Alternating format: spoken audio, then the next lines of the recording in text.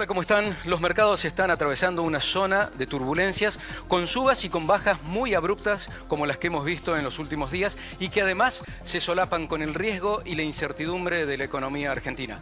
¿Cómo hacen los ahorristas y los inversores para protegerse? De eso vamos a hablar hoy. Soy Daniel Alonso y esto es Ronda de Negocios.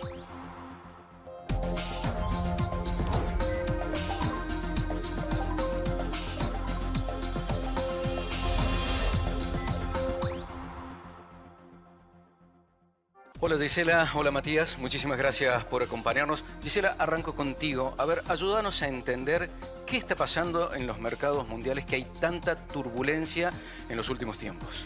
Bueno, a partir del lunes pasado apareció este nuevo cisne negro con la caída de la bolsa de Tokio, donde se juntaron dos factores particularmente. Primero y principal, uno que tuvo que ver con el aumento de las tasas de interés por parte del Banco Central en Japón, la cual hacía muchos años que no la aumentaba, pero esto obligó al desarme de posiciones financieras, el famoso carry trade, donde financiamiento barato, financiamiento caro y el vuelo hacia la calidad que produjo ese desarme de carteras, tuvo un impacto sísmico sobre lo que fue la bolsa de Tokio, pero paralelamente se dio también con una situación en la cual empiezan a verse signos de ralentización de la economía estadounidense, con lo cual un banco central que hace 5 años que no baja la tasa de interés para poder controlar la inflación, con una inflación que venía controlada, pero que en definitiva mostraba algunos signos de fortaleza, hoy se está cuestionando cierta mala praxis con respecto a que el Banco Central haya mantenido tanto esa tasa de interés que es el 18 de septiembre, van a evaluar si la bajan o no, pero que está mostrando signos de ralentización con el aumento de la tasa de desempleo de los Estados Unidos, ¿no? El mercado ha quedado muy sensible y esto es algo para ver en una situación en donde también se está observando mucho qué es lo que pasa con el valor de las acciones tecnológicas, ¿no?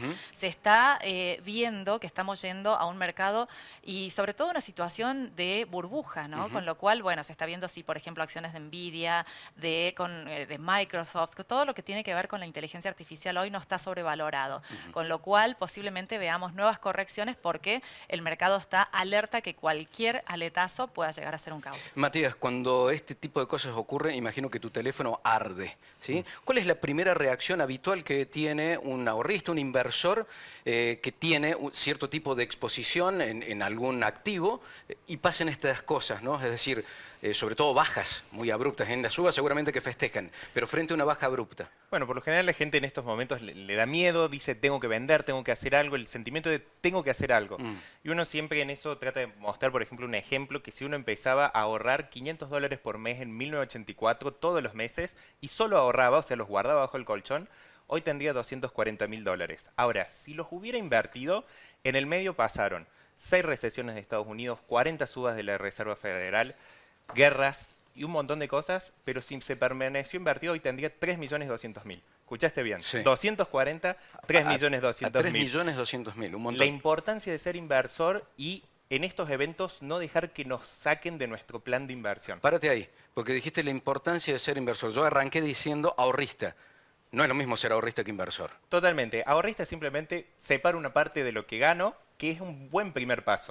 No me gasté todo, pero voy separando una parte y lo voy ahorrando. Ahora, vivimos en un mundo que hay inflación.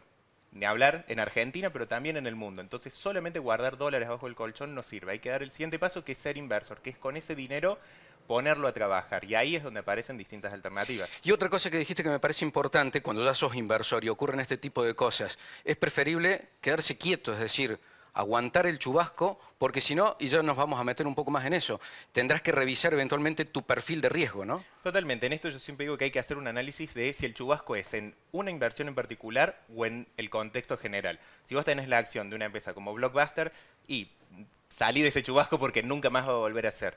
Ahora, si tenés una crisis general como la que vimos el lunes pasado, hay que esperar a que se aquiete el agua. No es el momento para salir porque si no terminás vendiendo en el peor momento. Matías, recién hablábamos de la aversión al riesgo, ¿sí? Todos tenemos, si se quiere, distintos grados de aversión al riesgo. Algunos soportan más, otros no tanto. ¿Cómo se ajusta esa variable? ¿Cómo una persona que ya está invirtiendo y dijo que podía llegar a soportar eventualmente, no sé, 20, 30% de pérdida sobre su capital invertido, después se asusta en el medio?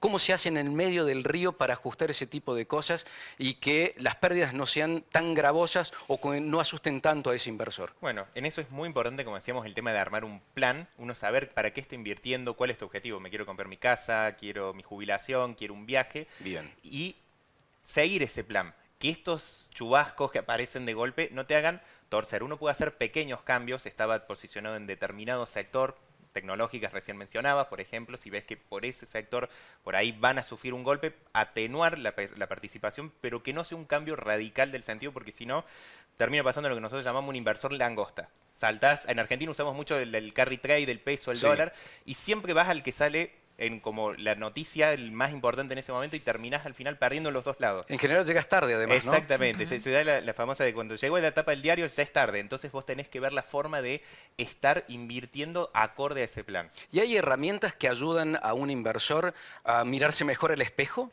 Bueno, en eso hacerse un buen test del inversor a la hora de empezar, definir bien tus objetivos, nosotros hablamos de objetivos de ahorro y de patrimonio. Objetivos de ahorro es decir, bueno, ¿cuánto voy a poder ir ahorrando por mes? Y eso, ¿cómo lo voy a ir asignando entre los distintos activos?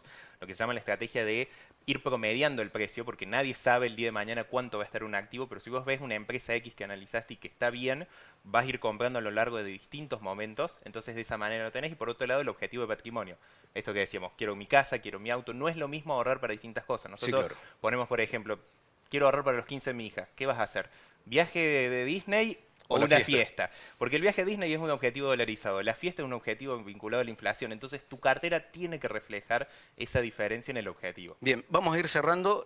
Gisela, te pido, ¿cómo crees o cómo ves que pueden evolucionar tres variables que son muy sensibles? Inflación, dólar y salarios, de aquí a fin de año por lo menos. Bueno, la inflación viene en baja, ¿no? No te pido demasiado, ¿no? Una locura. No, tarot no nos enseñaron todavía en la universidad, pero bueno, sí podemos decir que, bueno, que la inflación viene en baja, ¿no? Y esto, el miércoles se va a publicar la nueva tasa de inflación, se está discutiendo si va a estar por encima o por debajo del 4, pero el camino descendente viene producto de la fase 1 y fase 2 que está implementando este gobierno, ¿no? Paralelamente con eso va a influir en una suba del poder adquisitivo, con lo cual es la apuesta para reactivar el consumo a través de eso, ¿no? Y con respecto a estas dos situaciones, el dólar va a seguir siendo mantenido a rajatabla con un crawling peg, casualmente para que no se dispare la inflación que atentaría contra esta forma de aumentar el consumo, ¿no? Bien. Y Mati, recién decías, bueno, depende del objetivo que uno tiene de inversión, es en lo que finalmente invierte, pero frente a una situación de alto estrés, ¿sí? Y supongamos que la decisión sea esta de moverse, que no es la recomendable, pero si tuvieras que recomendar, a ver, ¿en qué activos eventualmente uno se puede proteger en un momento como el actual? Y lo segundo, para quien tiene mejor aversión al riesgo, ¿qué oportunidades eventualmente puede captar hoy en el mercado? Bueno, cuando uno tiene una aversión al riesgo muy grande, activos que tengan baja volatilidad, como pueden ser obligaciones negociables en dólares, puede ser una alternativa para empezar. Y para Doña Rosa, en esos momentos a veces prefiere estar en dólar, si bien este año el dólar viene perdiendo ampliamente contra la inflación, por lo cual es recomendable dar ese salto. Para alguien que tenga un perfil de riesgo un poquito más agresivo, en estos momentos seguir una estrategia, como decir, compro un índice norteamericano como puede ser el S&P 500 y lo puedes comprar desde 40 a 50 mil pesos de una manera muy sencilla e invertir con eso a largo plazo. O sea, plazo fijo, dólar, no. No, ese tipo de herramientas, el plazo fijo es una herramienta que históricamente en la Argentina tiene lo que se llama tasa de interés real negativa. ¿Qué significa eso? Me rinde 3, la inflación es 4. Siempre voy pudiendo comprar menos que lo que compraba el mes anterior. Y el tema del dólar, también venimos perdiendo este año el dólar. Cuando vemos el dólar MEP, sube cerca de 35, el dólar blue, si quieren llamarlo también.